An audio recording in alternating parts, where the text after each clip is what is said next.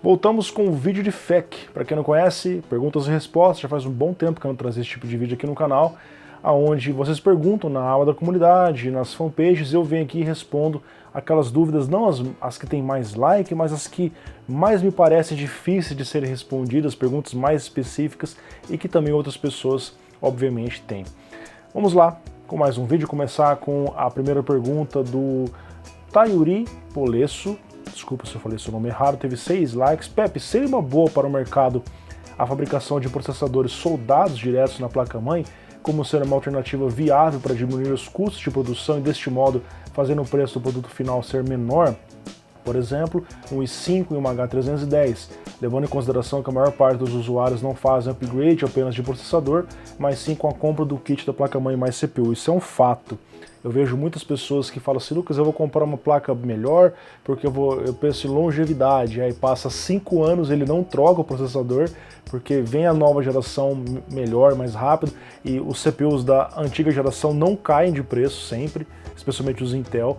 Então ele prefere trocar o kit inteiro para pegar, por exemplo, o cara que usava um Intel de segunda geração, trocou para a sexta, sétima geração para usar M2, para usar NVMe, enfim, para ter CPUs mais rápidos, ou da oitava geração que veio com 6 núcleos, enfim. Agora, sobre a questão de fabricação soldada, é um fato que isso pode reduzir os custos, porque você tem componentes a menos ali, você não tem a necessidade de colocar aqueles sockets, as travas, o processo em si fica mais simples, você vai lá, solda o CPU, manda para o usuário. Isso na verdade existe, eu trouxe aqui no canal um review de uma placa para sistemas embarcados, né? Tipo máquinas muito simples, totens de autoatendimento, leitor de código de barra, esse tipo de coisa, e uma máquina com um chipset Intel e um CPU Celeron soldado na placa já.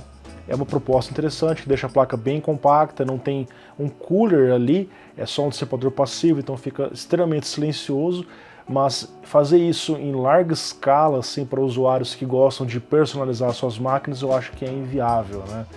De repente seria interessante ter a opção, por que não ter uma opção de uma H310 ou H410 com o i3 ou i5 soldado, mas você precisaria ter uma grande variedade de placas, por exemplo, uma certa H410 com i3 tal, com i5 tal, de repente, não sei se o i7 seria suportado, né?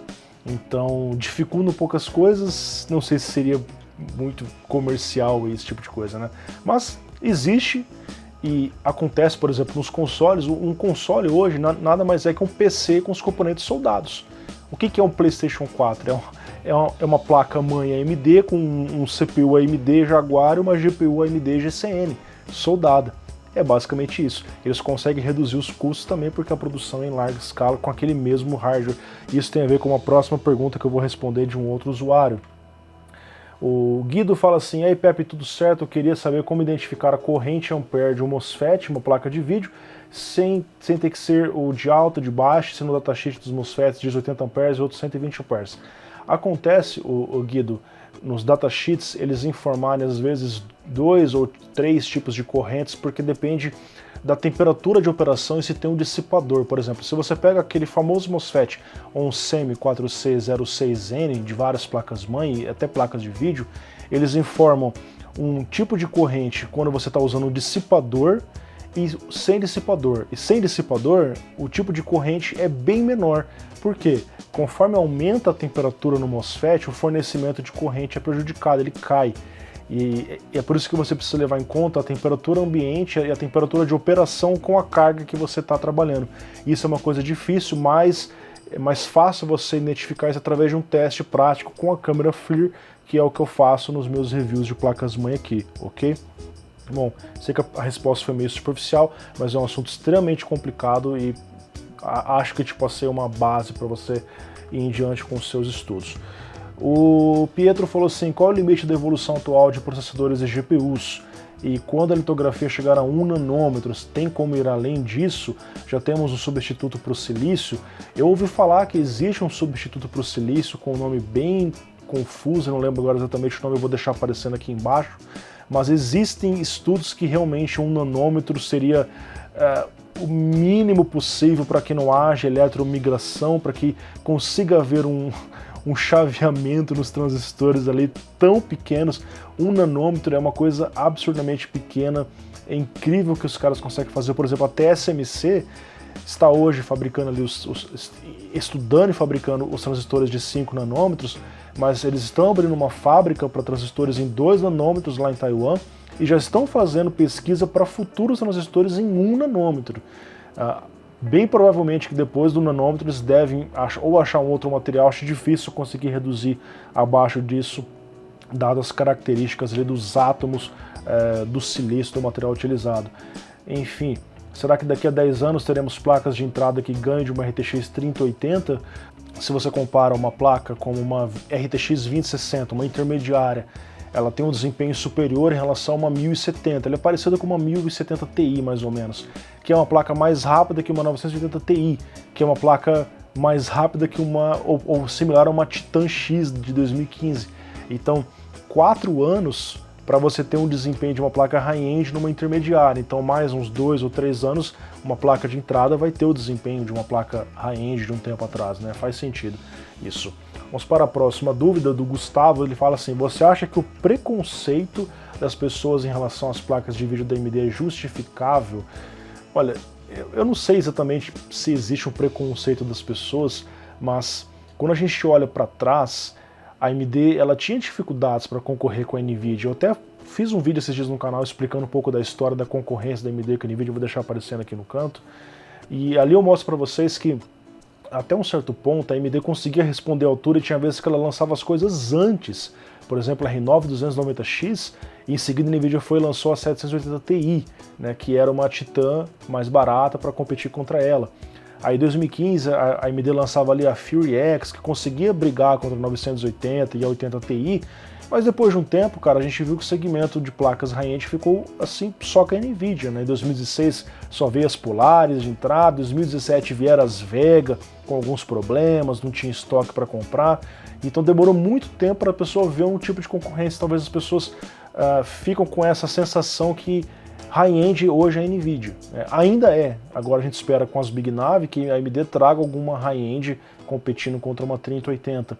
E no passado também, a AMD lançava menos drivers do que a NVIDIA. Eu não sei se todo mundo lembra disso, mas você pega 2011, 2012, eram escassos os drivers da AMD. A NVIDIA lançava com mais frequência os drivers, né? Então, às vezes a galera olha para o passado e fica com talvez esse preconceito, né, em relação às placas atuais. Hoje é fato que a AMD traz muito mais drivers do que trazia antes, às vezes 2, 3, 4 drivers por mês. No day one, lança o jogo, vem o driver. Tem os problemas com drivers, eu já tive problemas com tela preta, essas coisas chatas que acontecem, mas varia de usuário para usuário, não são todos que têm. Eu fiz uma pesquisa aqui no canal perguntando quais pessoas estavam tendo problemas com drivers, e comparando com a pesquisa da NVIDIA, teve mais pessoas com problemas nos drivers da AMD do que na NVIDIA. Enfim, é uma pesquisa ali que acho que com 6 mil pessoas já representa um bom número, mas ainda assim não representa a grande quantidade de usuários que nós temos de hardware. Basicamente é essa a minha opinião, tá? Talvez em relação ao passado as pessoas olhem e lembrem desses episódios. O Vinícius falou assim: quanto tempo você acha que vai levar para as RTX 2000 ficarem no preço mais acessível? Olha, depende dos estoques de RTX 3000 se estabilizarem. Não tem para comprar 3080, 3070, e tem que vir as placas mais intermediárias, como uma 3060, porque se os rumores se confirmar, a 3060 vai ter um desempenho parecido com uma 2080. E aí, meu amigo, custando o preço de placa 60, ela vai forçar as placas 80, 70 a caírem. E naturalmente, até as placas da AMD, uma 5700 XT, vai ter que cair para competir contra essa nova 3060. A própria AMD vai lançar uma nova leva de placas aí, então é complicado, lógico, quando a gente fala de Brasil, né, as coisas ficarem mais baratas, porque o dólar continua disparando. Então, enfim, lá fora é bem provável que rolem promoções. Na verdade já estão rolando, né? Mostrei para vocês alguns países cortando o preço de 2080 Super, 2080 Ti pela metade. Enfim, mas falando de Brasil, meu amigo, é muito incerto. A nossa moeda está desvalorizada, o dólar está cada vez maior, incertezas políticas, regionais, globais. Então é uma coisa que, infelizmente, eu não vou ter resposta, embora eu tentei te passar aqui um feedback, tá? A Isabela falou assim: tem como calcular a eficiência das fases de um VRM para poder saber qual módulo seria mais eficiente, sem precisar fazer testes? Olha, é mais fácil fazer testes, tá? Existe uma forma de você calcular a eficiência, calcular a dissipação de calor gerado nos MOSFETs, que a gente tem várias fórmulas que vocês estão vendo na tela, um exemplo inclusive, né, mostrando as perdas da condução, as perdas da comutação, as perdas do dead time, as perdas ali do gate, as outras operações menores, enfim. Então são muitas contas e para o usuário leigo encontrar essas informações necessárias para você preencher aqui o input voltage, o output voltage, é difícil você encontrar esse tipo de coisa sem conhecer profundamente a parte eletrônica, a parte de MOSFETs. Isso aqui é apenas os MOSFETs, tem as perdas dos indutores, enfim. Então é mais fácil mesmo ver testes do que se aprofundar nisso daqui se não for a sua área atual, ok? Enfim. O Matheus Ferreira falou assim, placa-mãe com mais conectores EPS, por exemplo, um de 4 mais 4, ou seja, um de 8, né, e mais um de 4, funcionam com apenas um desses conectores, isso pode gerar algum efeito no hardware, enfim. Bom, as placas-mãe geralmente vêm com um de 8, esse é o padrão, você deve usar sempre o de 8, não, por exemplo, apenas 4 pinos e um conector de 8, ok? Mas tem placas que vêm com um adicional, um de 4 pinos, e as placas mais high-end vêm com 2 de 8 pinos. O que você precisa fazer é sempre usar o conector obrigatório, que é o de 8 pinos. Uma coisa que você não pode fazer, por exemplo, tem placa que vem um de 8 e um de 4, aí você vai usar só o de 4. Não, use sempre o de 8. Isso eles escrevem no manual. Se a sua fonte tem 2 cabos EPS, ATX, você liga o de 8 ou de 4 sem problemas. Mal não vai fazer, ok? Agora, tem placas mais high-ends que se você coloca um CPU muito forte, tipo um 10900K e faz um over e roda por muito tempo assim, por anos assim, o conector de 8 pinos pode não ser suficiente para aguentar a corrente que está passando ali. Eu já tive placa-mãe Z370 que eu coloquei um 9900K e fiquei lá com over, fazendo teste por anos nessa placa. Um certo dia eu senti um cheiro de queimado. Sabe aonde que estava queimado? O conector EPS, ele derreteu junto com o cabo da fonte. Por quê? Os pinos de dentro do conector não foram o suficiente para segurar a corrente necessária. Então eles esquentaram e derreteram, tal como acontece numa tomada que você liga algum equipamento de 20 amperes, tipo um secador, a tomada derrete. É mais ou menos isso que acontece. Por isso que tem placa que coloca um adicional. E nessas placas que colocam um adicional, se possível, se você vai usar um CPU muito forte, põe os 2 conectores. Mas, normalmente, um de 8 pinos é o obrigatório e é o suficiente. Inclusive, tem placas que pegam esse de 8 pinos e reforçam ele. Colocam pinos mais espessos, mais grossos, né, na linguagem popular, para aguentar maiores correntes, ok? Bom, isso é visto mais em placa high-end. Placa normal, a maioria delas usam um de 8, você vai lá e põe de 8 e não vai ter nenhum problema, tá bom? O Ryan, ou Rian, não sei, falou assim, vimos uma aceitação muito grande da AMD no ramo de processadores, é verdade, nos Ryzen, mas não vemos o mesmo nas placas de vídeo. Por que você acha que isso acontece? Bom, os CPUs precisavam de concorrência, né? A Intel ficou estagnando no mercado com os CPUs quad-core. Quando a AMD veio e lançou os Ryzen, a Intel falou, não, peraí, a gente tem um 6-core aqui, isso já era possível de fazer, eles estavam segurando o mercado. Então, quando teve concorrência, os Ryzen fizeram bastante sucesso, a AMD vem ganhando o mercado cada dia mais. Depois que começou aquele Radeon Technology Group, o RTG, do Rage, enfim, as coisas começaram a mudar ali. Mas de fato, a gente olha CPUs, parece que a divisão de CPUs está um passo à frente em relação à divisão de GPUs da AMD. Agora as RDNA foram uma revolução importante dentro da AMD, ela abandonou o GCN, já velho de guerra desde, sei lá, 10 anos que tinha o GCN, abandonou essa arquitetura para passar para o RDNA, a gente viu um salto, e quando a AMD fez isso, a Nvidia foi e lançou placas melhores, a Super da RTX, né? Então, quando não tem concorrência, não tem por que ter produtos melhores, infelizmente é o que acontece.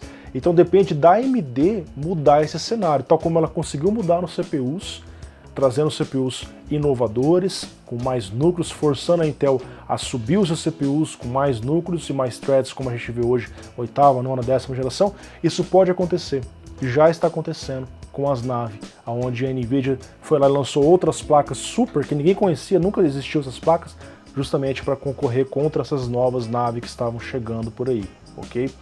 Enfim, então vamos ver o que vai acontecer. A próxima pergunta, o Marcos PT falou assim, por que os ports dos consoles quase sempre saem cagados no PC? Bom, existem várias hipóteses para isso, uma delas é que o hardware dos consoles é sempre o mesmo, por mais que você tenha ali o PlayStation 4 e o PlayStation 4 Pro, os dois têm o mesmo hardware, né? Claro que o Pro tem um hardware melhor, assim como o Xbox, o One e o One X, enfim. É mais fácil você criar um jogo otimizado para um hardware que não muda, que vai ser sempre a mesma placa de vídeo, o mesmo processador, você conhece o hardware que está ali, você conhece o sistema operacional, é sempre aquele mesmo, os drivers são sempre os mesmos. No PC você tem um universo de possibilidades de placas, processadores, drivers, sistemas operacionais diferentes, builds diferentes, então acaba que quando um jogo cai, um jogo de console cai nesse mundo de hardware do PC, nem sempre vem bem otimizado, como a gente vê vários e vários casos. Também a falta da indústria testar, cara, a realidade é essa, os caras não testam. Ele simplesmente lança lá e deixa a galera ser beta tester, depois reclama nos fóruns, e os caras vão corrigindo, né, enfim. Então a real é essa, cara. Às vezes há um choque entre o marketing, que quer lançar rápido para vender logo, aproveitar uma data específica, e o desenvolvimento que diz, olha, não está pronto, mas o marketing fala, lança do jeito que está, depois a gente vai corrigindo. É o que acontece hoje.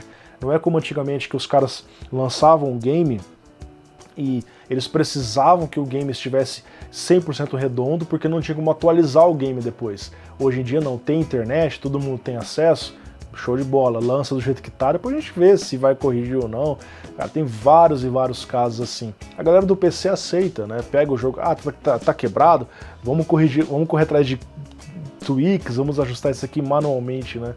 Então, eles lançam porque vende do mesmo jeito, cara. A gente viu vários e vários casos assim, tá? Não é de agora. Olha o PUBG, um jogo que chegou todo quebrado, muito mal otimizado, vendeu pra caramba, arrasou, criou um novo gênero no PC, né? Enfim. E o Jacopo, rapaz, tem uns nomes hoje bem complexos aqui, né? Não sei se é assim que fala. Vale a pena consertar fonte de PC? Bom, dependendo do tipo de fonte, se é uma fonte melhorzinha e o conserto é barato, às vezes vale. Eu mesmo fiz o conserto numa AX que eu tinha da Corsair, ela queimou, caiu água na fonte, aliás, uma HX, caiu água na fonte de uma goteira, queimou um monte de coisa ali, o PCB ficou escuro, mandei para um cara, o cara limpou, trocou os componentes, a fonte está funcionando perfeitamente para mim. O reparo custou assim, tipo, 1/4 do preço da fonte, então para mim valeu a pena. Aí depende de casa a casa, tem que avaliar o estado, se a fonte é muito fraquinha, às vezes se o reparo ficar muito próximo do preço de outra fonte, aí não vale a pena. Essa é uma pergunta genérica, tá?